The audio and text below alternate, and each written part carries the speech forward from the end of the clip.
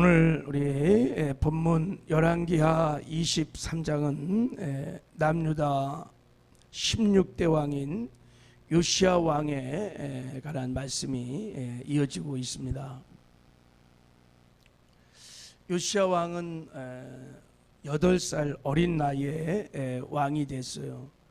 아버지 암몬이 그 악한 왕이었던 그 므낫세로부터 20살에 이제 왕권을 받아서 2년간 통치하다가 신복들에서 쿠데타가 일어나갖고 반란이 일어나서 죽는 바람에 그냥 어린 요시야가 그냥 얼떨결에 정말 왕이 된 것입니다. 8살 어린 왕이 됐으니 무슨 정치를 하겠어요. 그리고 할아버지 때부터 아니 그 전부터 막 우상을 숭배하는 바알을 숭배하는 나라가 완전히 무너진 그런 상태에서 어린 요시야가 왕이 되었어요. 그리고 그 어린 왕에게 누가 또 충성을 하겠습니까? 그죠? 정말 어려운 상황의 왕이 됐는데 요시야 왕이 이스라엘의 정말 성군 중에 성군이 되었다는 거예요. 성군 중에. 요시야 왕을 평가하기를 그는 다윗의 길을 걸었다 이렇게 말하고, 오늘 본문에도 자 요시야 왕을 평가하는 하나님이 25절을 한번 읽어봐요. 자 25절 한번 읽겠습니다. 시작. 요시야와 같이 마음을 다하여 뜻을 다하여 힘을 다하여 모세의 모든 율법을 따라 여호와께로 돌이킨 왕은 요시야 전에도 없었고 후에도 그와 같은 자가 없었더라. 하나님의 말씀을 따라 온 백성의 마음이 우상에 있었던 세상에 있었던 마음을 다 돌이키는, 하나님께로 돌이키는 대개혁을 일으키고 부흥을 일으켰던, 그래서 요시야 왕 같은 사람이 전에도 없었고 후에도 없었다라고 하나님이 이렇게 극찬을 하고 있는 것입니다. 여러분, 요시야 왕이 이렇게 선군이 되었던 것은 우리 한번 금요일 날인가 상고했죠, 그죠? 그가 8살에 왕이 되었을 때 8년 후에 16살부터 종교 개혁을 하기 시작합니다.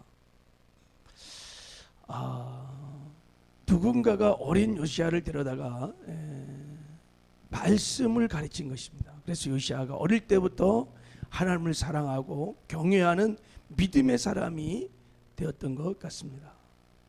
그래서 요시야가 이렇게 다윗의 길을 걸을 수 있었던 그런 성군이 되었을 것입니다. 요시야가 이렇게 하나님께 크게 인정을 받고 하나님이 야 요시야 같은 사람이 전에도 없었고 후에도 없었다 이렇게 칭찬을 하게 됐던 것은, 특별히 요시야가 뭘 했냐면 뭘 했을까요? 종교개혁을 했던 왕입니다. 종교개혁을 했던 왕입니다. 다른 것 때문에 뭐 칭찬을 받고 그런 걸 아니라 종교개혁을 한 사람입니다. 남유다가 다 바알을 막 다 숭배하고 있을 때 요시야가 왕이 되어갖고 그 바알의 산당이나 신당이나 아세라 목상들 막 다 제거하고 바알을 섬겼던 제사장들을 다 잡아서 다 죽이고 제거하고, 그리고 북이스라엘까지 가갖고 그 여로보암 왕 때부터 300년이 넘는 우상을 막 북이스라엘은 굉장히 심했습니다. 그것을 누가 다 정리했냐면 요시야가 다 정리합니다. 300년의 우상 숭배를 다 요시야가 다 정리하고, 그리고 오늘 본문에도 한번 보세요. 자 24절에 보면 요시야가 또 유다 땅과 예루살렘에 보이는 신접한 자, 점쟁이와 드라빕과 우상과 모든 가증한 것을 다 제거해요. 다 제거.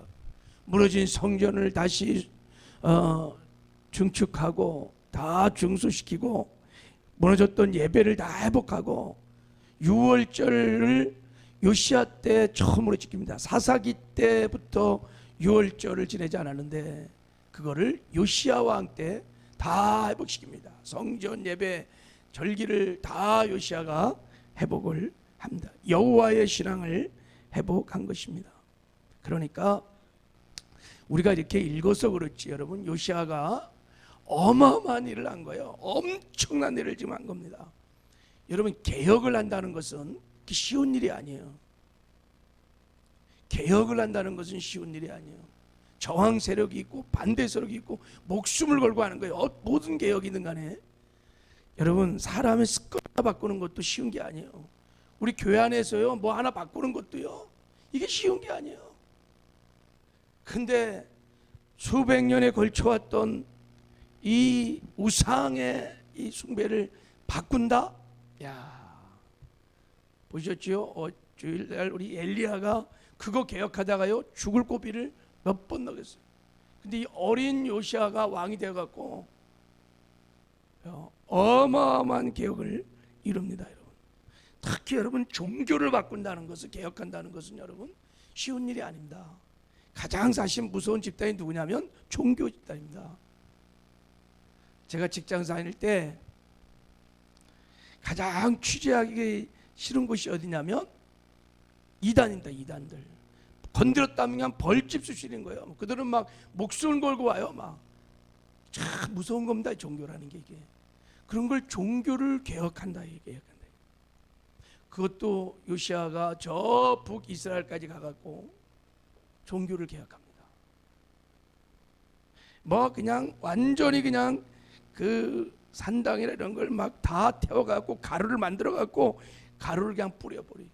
제사장들을 다 잡아서 해골을 막 다 부숴갖고 가루를 만들어갖고, 그러니까 철저하게 막 완벽하게 종교 개혁을 하는 거예요, 요시야가. 예.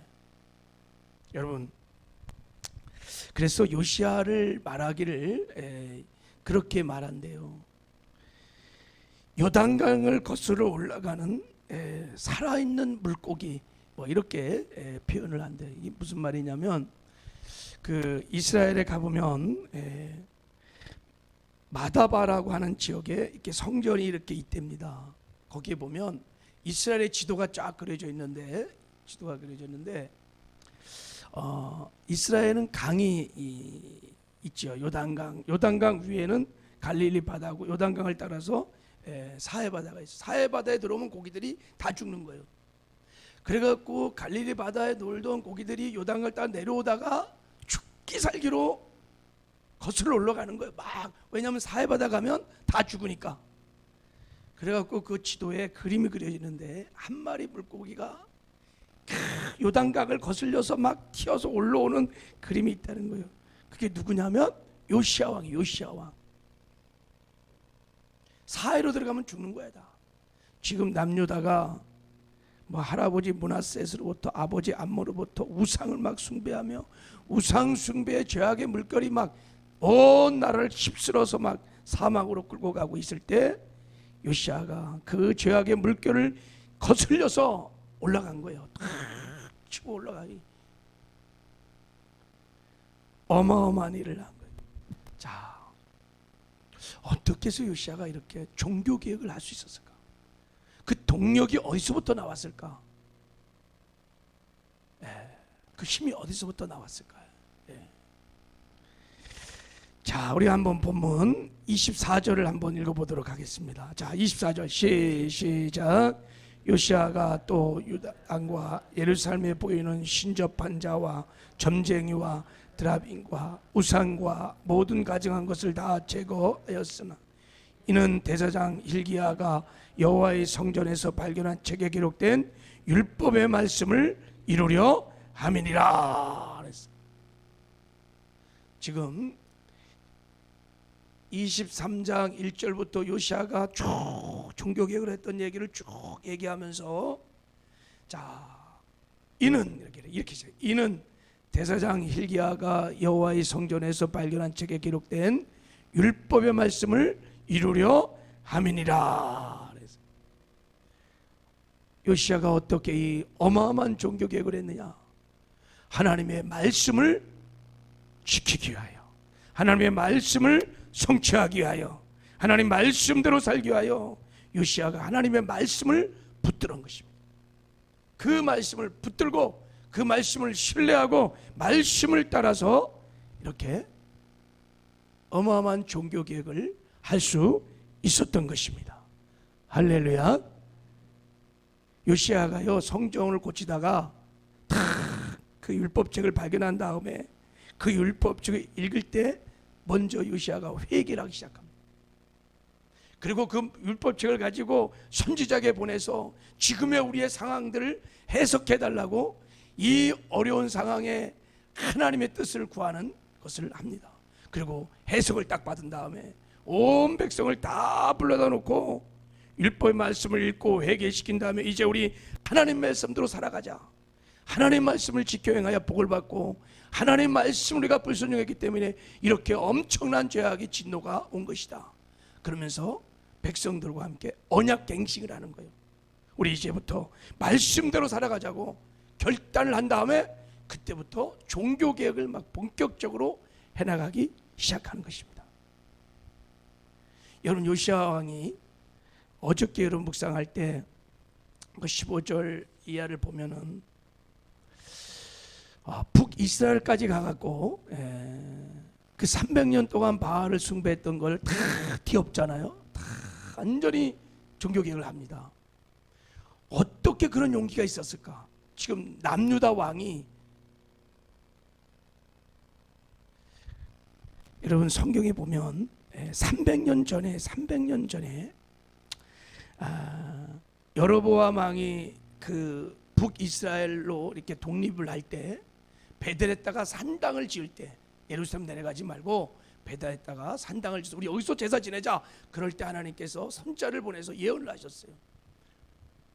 뭐라고 말씀하셨냐면 제단아 여호와께서 이같이 말씀하시기를 다윗의 집에 요시야라 이름하는 아들을 낳으리니 그가 내 위에 분양한 산당 제사장을 내 위에 제물로 바칠 것이요 또 사람의 뼈를 내 위에서 사르리라 하셨느니라 그랬어요. 이제 다윗의 자손 중에 요시야라는 사람이 나타나서 이 산당들을 다 태워 가루로 만들어 바치게 될 것이다. 제사장들도 다 가루로 만들어 바치게 될 것이라고 하는 예언이 300년 전에 있었습니다. 요시야가요 이 예언의 약속의 말씀을 붙들고 올라간 거예요. 그래갖고 북이스라엘의 모든 우상들을 다 오직 하나님만 바라보고 하나님 말씀 붙들고 그 말씀을 실천하기 위하여 성취하기 위하여 그렇게 우상들을 다 제거한 줄을 믿습니다. 할렐루야. 루터가 여러분 종교개혁을 했습니다. 그 중세 그 타락한 돈을 주면 뭐 죄도 사해준다고 하는 뭐 성직이 매매되고 완전히 타락한 그 중세를 뒤집어엎는 어마어마한 종교개혁을 할 때 루터도 여러분 엄청난 위험들이 있었습니다. 종교재판도 받고 막 자객이 오고 그럼에도 불구하고 루터가 종교개혁을 했잖아요. 그 힘이 어디서 나왔을까요? 똑같습니다. 루터가요 말씀을 붙든 것입니다.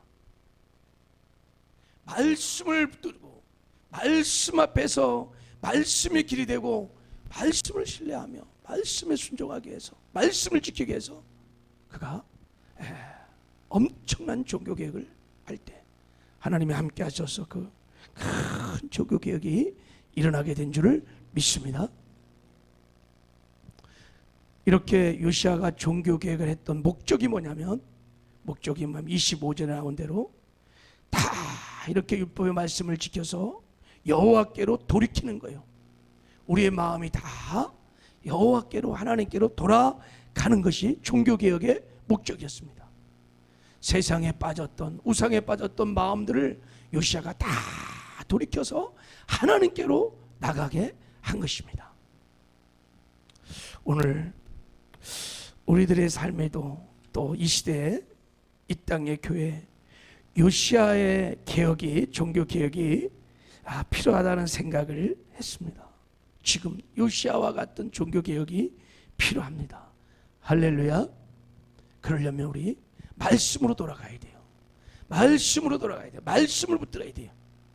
말씀이 조명한 대로 통회하고 자복하고 회개하고 하나님보다 더 사랑하고 의지하는 모든 우상들을 다 제거하고 무너졌던 우리의 예배들을, 우리 무너진 우리의 기도 생활들, 종교를 다 회복시키는, 그래서 우리 마음이 다 요시아의 종교개혁이 일어나기를 원합니다. 할렐루야. 너무 많이 무너졌어요. 너무 많은 신앙들이 무너졌습니다. 믿음이 무너졌습니다. 거룩한 생활이 다 무너졌습니다. 다른 길이 없어요. 이것을 개혁하려면 다른 길이 없어요. 말씀으로 돌아가야 됩니다.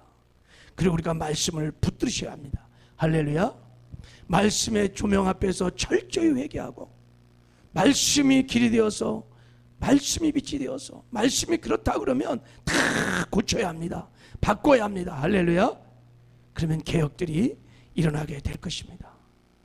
그래서 우리 마음에 다 하나님께로 돌아가고, 그 말은 무슨 말이냐면 여러분, 우리 마음에 하나님을 1번으로 모신다는 거예요. 처음 사랑을 회복한다는 것을 말하는 것입니다. 마음이 하나님께로 돌아갔다는 것을. 지금 우리의 마음 안에 하나님보다 더 사랑하고 의지하는 그 무엇인가가 너무 많이 들어와 있어요. 하나님과 우리 사이에 너무 많은 것들이 들어와서 그게 여러분 첫사랑을 잃어버린 거예요. 요시아가 종교개혁을 통해서 그것을 회복했다는 거예요. 우리가 이런 종교개혁을 통하여 하나님을 우리 마음의 일본으로 모시고 그 하나님만 사랑하고 의지하고 하나님 말씀에 철저하게 순종하는 진정한 개혁들이 있기를 주님의 이름으로 축복합니다. 하나님 아버지 감사합니다. 요시아 왕의 종교개혁이 우리의 삶에, 또 우리의 가정에, 이 땅 교회들 가운데 있기를 원합니다. 우리가 말씀으로 돌아가는 은혜가 있게 하여 주시옵소서. 하나님 말씀에 비추어 하나님 우리 죄를 철저히 깨닫고 회개하는 역사들이 있게 하여 주시옵시고, 하나님보다 더 사랑하고 의지했던 모든 우상들을 다 내려놓게 하여 주시옵시고, 무너졌던 우리의 예배들, 무너졌던 우리의 신앙들이 다 회복되는 역사가 있게 하여 주시옵소서. 그래서 하나님을 우리의 마음의 1번으로 모시고 오직 하나님만 의지하고 하나님만 사랑하며 하나님 말씀에 순종하는 의의 길을 걷는 진정한 종교개혁들이 일어나게 하여 주시옵소서. 함께 하심을 감사하고 예수님의 이름으로 기도했습니다.